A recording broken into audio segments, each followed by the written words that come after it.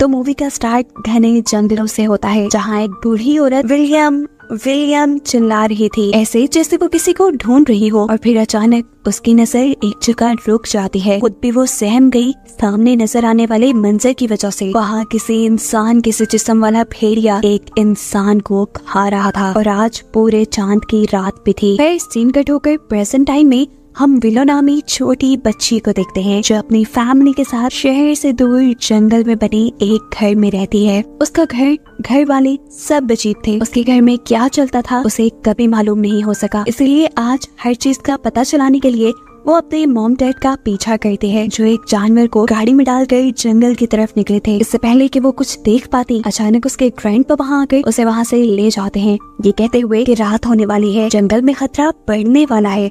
अगली सुबह जब उसकी मॉम घर आई तो वो सही से चल भी नहीं पा रही थी। और उसके डैड की हालत तो इतनी खराब थी कि उसकी मॉम और ग्रैंडपा सहारा देते हुए उसे रूम में लेकर जाते हैं। और ग्रैंडपा विलो की मॉम यानी इमोजन से कहते हैं, देखो ये सब अब ज्यादा दिन नहीं चल पाएगा। उनकी बातें विलो को और सोच में डाल गई थी कि आखिर उनके घर में होता क्या है। उसी रात में उसे अपने डैड के रूम से चिल्लाने की आवाजें भी सुनाई देती हैं, जैसे वो दर्द में हो। विलो जब उन्हें चेक करने गई तो एकदम से भयानक रूप में आकर उसके डैड ने उसी के ऊपर हमला कर दिया। और तभी उसकी आंख खुल गई, मतलब ये उसका बुरा ख्वाब था। सुबह होने पर उसने देखा कि इमोजिन उसके डैड का कोट धो रही थी, जो तकरीबन पूरा ही खून से लथपथ था। अब उससे रहा नहीं किया, उसने हिम्मत की और जाकर अपनी मॉम से पूछ लिया, मॉम यहाँ चल क्या रहा है। इमोजिन गड़बड़ा गई और बोली, कुछ भी तो नहीं, सब ठीक है, सब नॉर्मल है। सच का पता तो लगाना था विलो को। वो चुपके से रात में अपने मॉम डैड की बातें सुनती है, जहाँ उसके डैड कहते हैं, इमोजिन मेरी हालत अब ज्यादा खराब है और मुझे पता है कि तुम मेरी वजह से मुश्किल में हो। इससे पहले कि वो कुछ और कहता, एलिजाबेथ उससे कहती है, आराम करो। और ये कहकर वो रूम से चली गई। विलो अभी भी एक सुराख से कमरे में देख रही थी, जहाँ से अचानक अब उसके डैड ही उसे देख लेते हैं। और वो उनकी लाल सुर्ख डरावनी आंखों को देखकर सहम कर अपने रूम में चली जाती है। अब तो डर के मारे उसे सांस भी नहीं आ रहा था, इसीलिए उसे ऑक्सीजन मास्क भी लगाना पड़ा। अब सुबह विलो के डैड के उठने से पहले ही इमोजिन उसे लेकर शहर जाने की तैयारी करती है। विलो पहली मर्तबा शहर जा रही थी, इसलिए बहुत एक्साइटेड थी। उसके ग्रैंडपा जो उसे जान से भी ज्यादा प्यार करते थे, वो उसे चॉकलेट लेने के लिए पैसे देते हैं और इनका प्यारा सा सफर शुरू हो जाता है। उसकी मॉम आधे रास्ते में उतर कर अपने कपड़े भी चेंज करती है और चुपके से विलो उनको देखती है कि उसकी मॉम के जिस्म पर बहुत सारे चोट के निशान थे।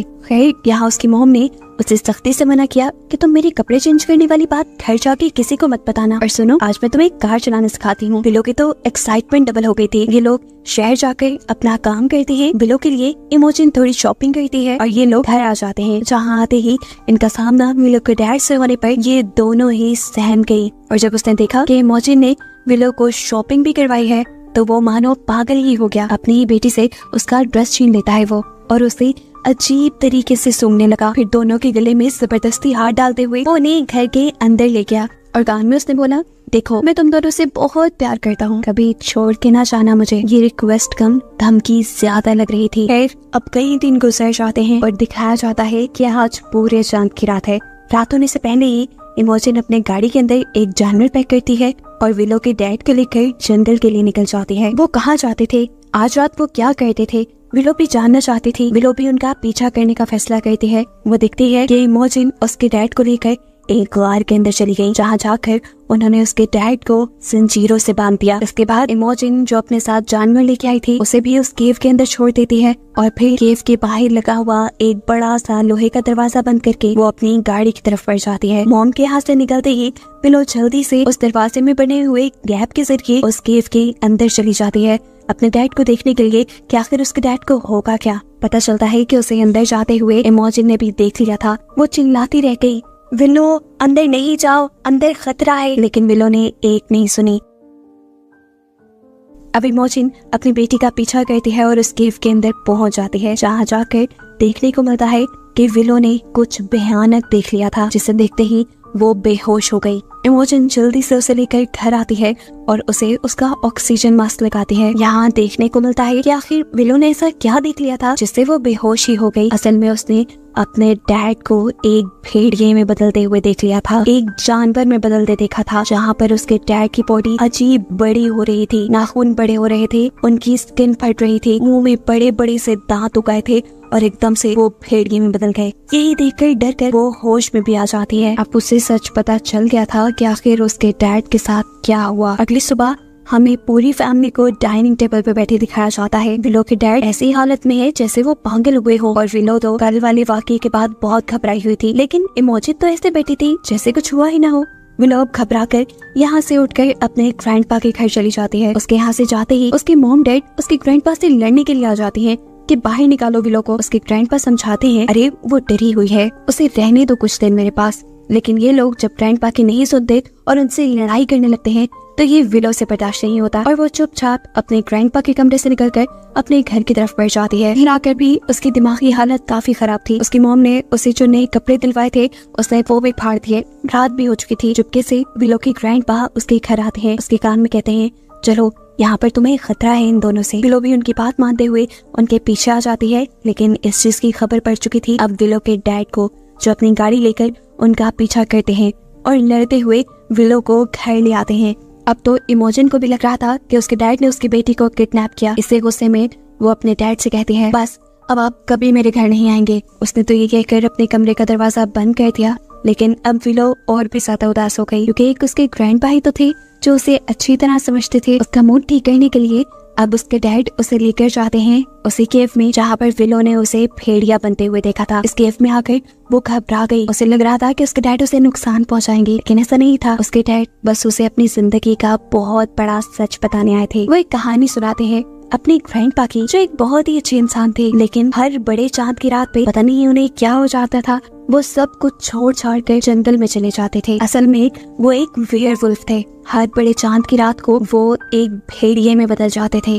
भेड़िया बनकर वो अपनी वाइफ को या अपनी फैमिली को कोई नुकसान न पहुंचा दे, इसलिए वो जंगल में चले जाते थे। और ये बात उनकी वाइफ यानी मेरी ग्रैंड माँ को भी नहीं पता थी। एक दिन मेरी ग्रैंड माँ ने डिसाइड किया, आज तो मैं जाकर देखूंगी कि आखिर वो जाते कहाँ हैं। ग्रैंड माँ ने उनका पीछा किया और जंगल में आ गई। ग्रैंड माँ ने उनका भयानक रूप भी देख लिया और फिर वो बेहोश हो गई। चांदनी रात खत्म होने पर सुबह में जब ग्रैंडपा को होश आया तो उन्होंने देखा कि अपने वुल्फ वाले यानी भेड़िए वाली शक्ल में उन्होंने अपनी वाइफ को ही मार डाला था, और इस चीज से वो बहुत ज्यादा दुखी हुए थे। ये वही सीन था जिसे हमने मूवी के स्टार्ट में देखा कि एक ओल्ड लेडी विलियम विलियम चिल्लाते हुए जंगल की तरफ आई थी। असल में वही उस लड़की की ग्रैंड मॉम थी। सीन्स दोबारा प्रेजेंट में शिफ्ट होते हैं और विलो के डैड उसे बताते हैं कि मैं भी अपने ग्रैंडपा की तरह ही एक वेयरवुल्फ हूँ। ये कहते हुए वो बहुत ज्यादा इमोशनल हो गया था। विलो उसे दुखी नहीं देख पाती और जाकर उसके गले लग जाती है। ये लोग हंसी खुशी घर वापस आते हैं, जहाँ पर इमोजिन यानी विलो की मॉम भी उसे खुश देखकर बहुत खुश थी। इमोजिन भी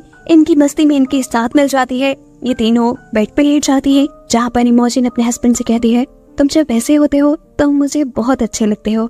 और फिर बस सीन यहीं से कट हो जाता है और हम देखते हैं कि अगले दिन भी विलो के डैड उसे जंगल में लेकर आए थे लकड़ियां काटने के लिए, लेकिन यहाँ आते ही किसी बात पे विलो के डैड ने उसे डांट दिया। इसी वजह से वो डरी सहमी बैठी थी। ये चीज उसके डैड ने नोटिस कर ली और उसका मूड फ्रेश करने के लिए उसे कहा, तुम तो इस जंगल की प्रिंसेस हो, जिससे उसका भी मूड काफी बेहतर हो गया। फिर विलो के डैड उसे गाड़ी के ट्रंक पे बिठाकर उसे सैंडविच खिलाने लगे।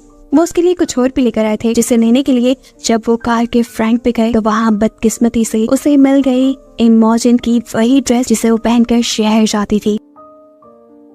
ये देखकर वो तो गुस्से से पागल हो गया।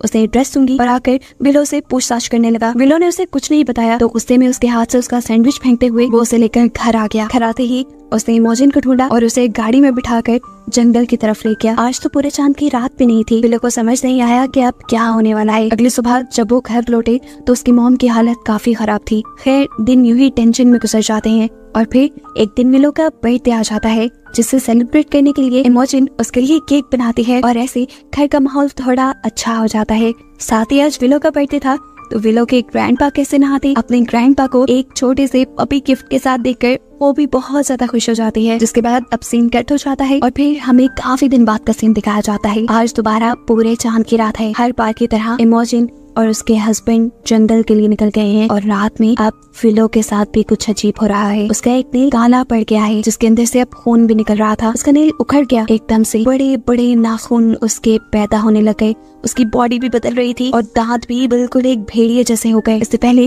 कि वो पूरी तरह भेड़िया बन जाती उसे होश आ गया और पता चला ये सब उसका बुरा ख्वाब था। जब उठी तो वो बहुत ज्यादा घबराई हुई थी। डर की वजह से अब तो उसे सांस भी ठीक से नहीं आ रहा था। किसी तरह गिरते पड़ते वो अपना ऑक्सीजन मास्क उठाती है और अपने मुंह पे लगा लेती है। हालत बेहतर होने के बाद जब वो पानी पीने के लिए किचन में गई तो उसे दरवाजे के बाहर से किसी की आवाजें सुनाई दी। इससे पहले कि वो गेट खोल देती, उसके पीछे से ग्रैंडपा आकर उसे ये करने से रोक देते हैं। अब पता चला है कि असल में इमोजिन इस चांदनी रात में अपने हस्बैंड को अकेले ही जंगल में छोड़कर घर वापस आ गई थी। इसी वजह से तो वो बहुत गुस्से में घर वापस आया था। वो इनके साथ कुछ भी कर सकता था। विलो की हिफाजत करने के लिए वो विलो को ऊपर उसके रूम में छोड़ाते हैं और फिर इमोजिन अपने डैड से एक गन लेती है। गन लेकर वो जरूर अपने हस्बैंड को मार ही देती। ये चीज विलो की रियलाइज होते ही विलो दोबारा पैनिक हो जाती है और बेहोश हो जाती है। उसकी गिरने की आवाज इन दोनों ने सुन ली थी। ग्रैंडपा और इमोजिन दोनों यहाँ पर आते हैं। वो जल्दी से उसे ऑक्सीजन लगाना चाहते थे, लेकिन अफसोस कि सिलेंडर में ऑक्सीजन खत्म हो गई थी, जो लेने के लिए इमोजिन को अब नीचे बेसमेंट में जाना पड़ता। बाहर आए हुए खतरे की परवाह ना करते हुए वो बेसमेंट की तरफ बढ़ती है। वो जब सिलेंडर को लेकर वापस ऊपर कमरे की तरफ बढ़ ही रही थी कि गलती से उसके पॉकेट से गन भी गिर गई। बाहर अभी भी इमोजिन का हस्बैंड जोर जोर से दरवाजा नॉक कर रहा था। गुस्से में तंग आकर इमोजिन जोर से चिल्लाती है और कहती है, बस भी कर दो, चले जाओ यहाँ से। ऊपर विलो की सांस भी रुक रही थी। ग्रैंडपा इमोजिन को आवाज देते हैं और वो सब कुछ छोड़ छाड़ कर अब ऑक्सीजन सिलेंडर लेकर ऊपर आ जाती है। ये लोग विलो को ऑक्सीजन लगाते हैं और तभी इन्हें फील होता है कि अब नीचे इनके घर में कोई घुस आया है। कोई कौन? विलो के डैड ही होंगे ये। इमोजिन गन के साथ नीचे पड़ना चाहती थी, लेकिन तब उसे रियलाइज हुआ कि गन तो उसने कहीं खो दी। तब ग्रैंडपा अकेले ही नीचे जाने का फैसला करते हैं, जबकि इमोजिन विलो को लेकर एक कबर्ड के अंदर छुप जाती है। ग्रैंडपा जैसे ही नीचे आए तो वो लड़का बहुत ही ज्यादा गुस्से में था। उसे दोनों हाथों से ग्रैंडपा को उठाकर उछाला और ग्रैंडपा जाके एक दीवार में लगे हुए सींग वाली हैंगिंग्स पे लग गए। वो सींग पूरी तरह ग्रैंडपा के जिस्म के अंदर स्टैब हो गए। ये करने के बाद अब वो गुस्से में ऊपर गया इमोजिन को ढूंढने के लिए, जो कबर्ड में छुपी हुई थी। विलो को भी ठीक उसी टाइम होश आया। इससे पहले कि वो डर से चिल्ला देती, इमोजिन उसके मुंह पे हाथ रख लेती है। वो बहुत ही ज्यादा डरी हुई थी कि कहीं उसका हस्बैंड उसे देख न ले, लेकिन वो यहाँ पे किसी को ना पाकर इस कमरे से चला गया और मौके का फायदा उठाते हुए ये भी कमरे से निकल गई। अब जल्दी से इमोजिन विलो को गाड़ी में बिठाती है और उसे कहती है, अगर 2 मिनट तक मैं ना आई तो तुम ये गाड़ी लेकर यहाँ से भाग जाना और जब तक सूरज ना उगे तब तक इस गाड़ी को चलाते रहना। मैं तुम्हारे ग्रैंडपा को लेकर आती हूँ। या इमोजिन जल्दी से घर आती है और अपने डैड को उन सींगों के ऊपर से उतारती है। वो बहुत ज्यादा दर्द तकलीफ में थे। बहुत मुश्किलों से वो उन्हें लेकर बेसमेंट तक आई। वो इससे पहले कि यहाँ से निकल जाते इन्हें ऊपर किसी की आहट महसूस होती है। मतलब ये कि इमोजिन का हस्बैंड अभी गया नहीं था, वो इन्हें यही कहीं ढूंढ रहा था, ठीक बेसमेंट के ऊपर। ये लोग बिल्कुल शोर नहीं कर रहे थे, लेकिन गलती से यहाँ पर इमोजिन का हाथ आ गया एक ट्रैप के अंदर और उसने जोर से चीख मारी। उसके चीखने से उसके हस्बैंड को उनकी लोकेशन का पता चल गया और वो फिर फ्लोर को तोड़ते हुए ही बेसमेंट में आने लगा। इससे पहले कि वो फ्लोर को तोड़कर बेसमेंट में पहुंच जाता, ये लोग तेजी से इस बेसमेंट से बाहर निकलने की कोशिश करते हैं, लेकिन बेसमेंट के आगे एक जेल की तरह का गेट लगा हुआ था जो इनसे खुल नहीं रहा था। बाहर भी लोग जो इनका इंतजार कर रही थी वो होशियारी दिखाती है और कार के साथ लगे हुए हुक को उस गेट के अंदर फंसाकर फौरन कार चला देती है, जिससे वो गेट खुल जाता है। इमोजिन जल्दी से अपने डैड को उठाकर इस कार में बिठाती है। अभी तीनों यहाँ से भागने ही वाले थे, लेकिन गाड़ी स्टार्ट होने का नाम ही नहीं ले रही थी। तब इमोजिन के डैड यानी ग्रैंडपा नीचे उतरते हैं और इमोजिन से कहते हैं, तुम विलो को लेकर सेफली यहाँ से जाओ, मैं यहाँ सब कुछ संभालता हूँ, तब वक्त नहीं है। ये दोनों अब कार से उतरकर जंगलों की तरफ भागने लगी थी। तभी अचानक किसी ने पीछे से विलो को उठा लिया। ये कोई और नहीं, उसके डैड ही थे जो जंगल में छुपे हुए उनका इंतजार कर रहे थे। वो उसे अपनी केव के अंदर ले गए और इमोजिन घबरा गई कि पता नहीं अब उसके बेटी के साथ क्या हो जाएगा। इमोजिन चीखते हुए उसके पीछे आती है और अब पहली मर्तबा हम विलो के डैड को एक भेड़िए की शक्ल में देखते हैं। उसकी गोद में विलो थी जो बेहोश हो चुकी थी पैनिक होकर। अपनी बेटी को बचाने के लिए यहाँ पर इमोजिन होशियारी दिखाती है और लड़ने के बजाय प्यार का हथियार इस्तेमाल करती है। वो उस भेड़िए का मुंह पकड़ के कहती है, सुनो, देखो, हम तुम्हारी फैमिली हैं और हम तुमसे बहुत प्यार करते हैं।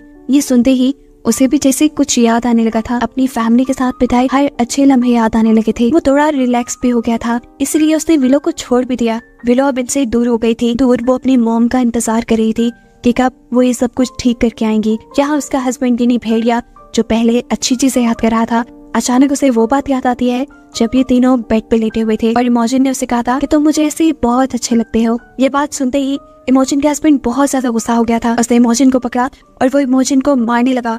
उसने पूछा, ऐसा होता हूँ का क्या मतलब पिछली सीन में जब हमने देखा था कि सब अच्छा चल रहा था तब भी कुछ अच्छा नहीं था। यही चीज अभी भी उसे याद आ जाती है और इसी चीज का गुस्सा वो इमोजन पे निकालने ही वाला था कि यहाँ विलो के पाँव के जरिए एक लैंप नीचे गिर गया और वहाँ आग लग गई। इस टाइम विलो ने अपने मुंह पे ऑक्सीजन लगाई हुई थी। इस आग को देखकर विलो को अपनी मॉम को बचाने का एक आइडिया आता है। वो अपना ऑक्सीजन मास्क उतारती है और ऑक्सीजन सिलेंडर के जरिए उस आग को भड़काकर उस भेड़िए की तरफ यानी अपने डैड की तरफ कर देती है, जिससे उसके डैड जलकर मर जाते हैं और ये लोग फाइनली इस मुसीबत से बाहर निकलते हैं। इस भेड़िए के मरने के साथ अब इनकी जिंदगी आसान होने वाली थी। मूवी के लास्ट सीन में दिखाया जाता है कि विलो एक भेड़ियों पे लिखी बुक पढ़ रही थी और उसकी मॉम पैकिंग कर रही थी ये घर छोड़ने के लिए। जाने से पहले विलो जब अपना घर देखती है तो उसे बहुत से फ्लैशबैक्स आते हैं अपने डैड के, हर उस वक्त के जब उसने विलो और इमोजन को टॉर्चर किया था और उस आखिरी वक्त का भी जब विलो के डैड विलो और उसकी मॉम को मारने ही वाले थे और अपनी मॉम को बचाने के लिए विलो ने उसे ही जलाकर मार डाला। इस टाइम फ्लैशबैक में देखने को मिलता है कि उसके डैड कोई भेड़िया नहीं थे जो ये सब कर रहा था, वो सिर्फ एक साइको इंसान था जिसे बस अपनी फैमिली को टॉर्चर करने में मजा आता था। इसीलिए विलो की इमेजिनेशन में पूरी मूवी के अंदर हम उसे एक भेड़िए के रूप में देखते रहे। वो अपने डैड को एक भेड़िया ही समझती थी जो असल में एक पागल इंसान था और उससे अब ये लोग छुटकारा पा चुके थे और अपनी नई जिंदगी शुरू करने वाले थे, जिन्हें दिखाते हुए ये कहानी यही खत्म हो जाती है।